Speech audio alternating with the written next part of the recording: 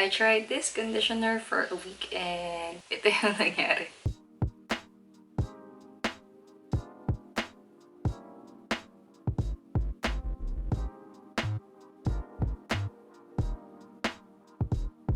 I'm trying this out. This is Kolies Conditioner and Apple.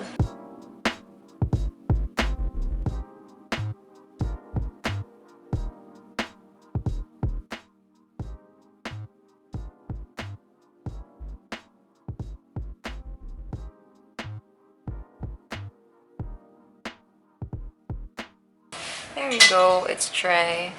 Well, I definitely noticed that I don't have any shine with my hair. Pero there's visible. Meron naman konti. Pero my curls are definitely looser. Medyo frizzy. Still, it's normal to have frizzy hair, especially if you're not using any stylers. It's okay.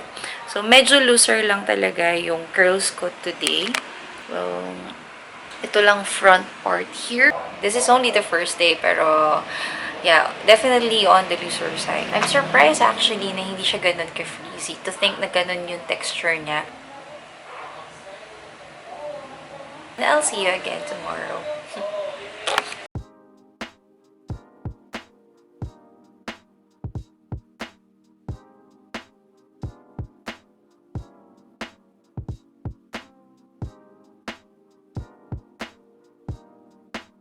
Hello. It's my day 3 of using the Kolies Conditioner in Apple. I'm sorry if I kind of look like this. I did a little experiment. I haven't tried co-washing for a long time now. And I was feeling like my scalp was greasier than the usual. So I tried using the Kolies Conditioner as co-wash. This morning, I noticed that there's some product buildup in my scalp. And then it feels weird. It smells weird. I did the S2C, the normal S2C. So, parang nangyari is one product CGM routine. Pero nagdagdag ako ng stylers. I used my Bench Fix hair gel today just to see if anong magiging reaction ng hair ko. I did notice that my hair is kind of softer, especially if I'm applying the conditioner. So I was expecting there will be much less hair fall because the conditioner is gentler. Not really expecting the product buildup, but it was there. So I'll just get back to you when my hair dries and I can remove this mask.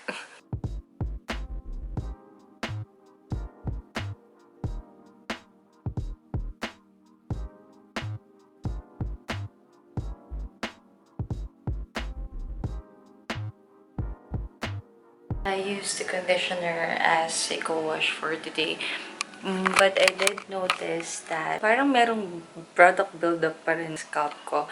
Nararamdaman ko na medyo greasy or oily pa rin siya. I'm not impressed of what it did as a co-wash. But I must say that my hair is definitely lighter right now. It feels very light. I think my Kolies and the gel work great.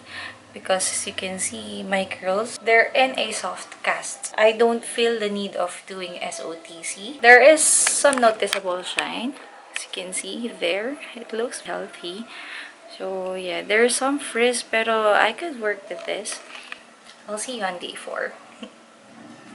Hi. So it's not the end of day 3. After some hours of filming a while ago, I noticed that I have some itchiness in part of my scalp. I was assuming na hey, baka na-misread ko lang yung ingredients when I was checking Kolies Conditioner. Pero wala talaga siyang HM's ingredients. I did mention that I noticed that I have some product buildup. That's why I use Kolies as my co-wash. Pero still, I'm feeling some itchiness, especially on the back part. So tomorrow, I probably just going to skip Kolies. Siguro magsha-shampoo muna ako. If my scalp is still itchy tomorrow, then there's something wrong with me if that will be the case. Maybe product buildup kaya ako nangangate or yeah. I don't really feel fresh to be honest. And yeah, I'll update you again tomorrow. Plano ko for day 4 is I'll use shampoo and a protein dip conditioner because ayoko magkaroon ng moisture overload and it feels like my co-wash yesterday was not effective. And this morning, I felt an irritating itch. Yesterday it was somehow bearable, pero but it was not this morning. I'm showing you the ingredients of Kolies here. Ang onti lang kasi ng ingredients ng Kolies, so you'll definitely notice it agad-agad if may HM siya, pero wala. There's a product buildup in your scalp kapag kinamot mo siya and then somehow parang merong sumisingit-singit sa mga kuko mo. So it's either oil or dirt or the product itself. Since I still have few days to test this product, so we will see kung gaano kabilis yung product build up sa hair and my scalp. Kung product build up nga ba talaga yung nagkukos ng itch sa scalp ko. And I use a Curls by Zen Nutrients shampoo. Tinabay ko na rin yung protein ko and a deep conditioner just to avoid any moisture overload. Since basing on the ingredients of Kolies Conditioner, wala siyang any protein. Na medyo dinadoubt ko na rin yung Kolies as a co-wash because I felt more fresh yesterday. So, nawala ako naramdaman na any itch. There's a high possibility that the Kolies was the reason why I'm having itch around my scalp. So, for tomorrow, I want to try again Kolies as a co-wash. I still want to try because I don't want na since isang experience pa lang naman yung itch na yun, I don't want to rely on that alone, just in case I can prove that it's the Kolies that causing the itch.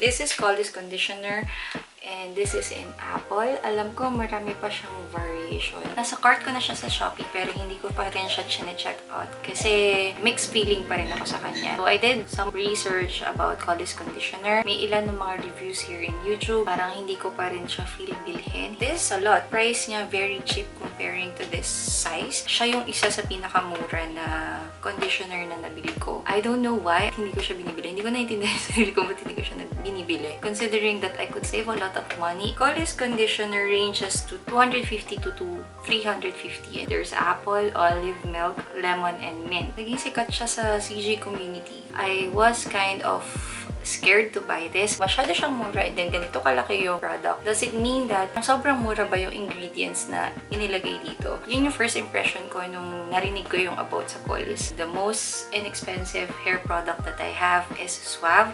That is almost 1 liter pero less 200 pesos lang siya compared to Human Nature, Zen Nutrients. Sobrang mura ng Suave. The pros of Kolies. First, it's very runny. It's good for S2C. Next is it's very soft. Since runny yung Kolies, okay siya for detangling, meaning mas less yung hair fall. So that's good. You can add this to your range of products. If you want to change it a bit, siguro okay siya na i-input dun sa hair products na meron ka. And for the con, para sa akin nagkaroon ako ng product buildup and it caused irritation around my scalp. It's not good for co-washing for me. Kahit wala siyang HMs, I don't want to recommend it as one product CGM because baka magkaroon kayo ng same experience. Yun lang yung naging struggle ko lang talaga sa kanya. Will I buy it again? Definitely not. Pero ayoko tong itapon kaya hindi ko siya sasayangin. Gagamitin ko pa rin siya. If I change my mind along the way, fine. Baka nga isang taon ko tong gagamitin eh. I did watch some of the review ng Kolies. Yung iba naman parang nagustuhan naman nila yung Kolies pero para sa akin talaga, I won't buy this again. Even the variation, siguro masyado na ako na-disappoint dun sa irritation. Ang maganda lang talaga sa kanya, it's very good for detangling and S2C. If it's very moisturizing, why not? Sige, pwede ko pa rin siyang i-add into the mix. Pero yun nga, I'm not seeing major changes. Pero still, I want you to have the experience. If you plan of buying it, ito lang yung input ko. You're very lucky kung you'll have a great experience with Kolies. You're just thinking about it. Maybe this could help you out. Pero still, there is a lot of reviews na pwede magsabi na maganda nga yung Kolies. I'm really feeling the need of washing my hair again right now. 200 plus for a 1 gallon. Hindi na rin masama. I'll put the link where I bought it. Doon sa seller na binilan ko, sold out na yung apple. You can check that out. That is my experience with Kolies. Yeah. If you have more product recommendation or if you want me to try some products, please comment down below and we'll see if I have this interest na bilhin siya. Good luck to your CGM journey. Thank you for watching. I will be seeing you again soon.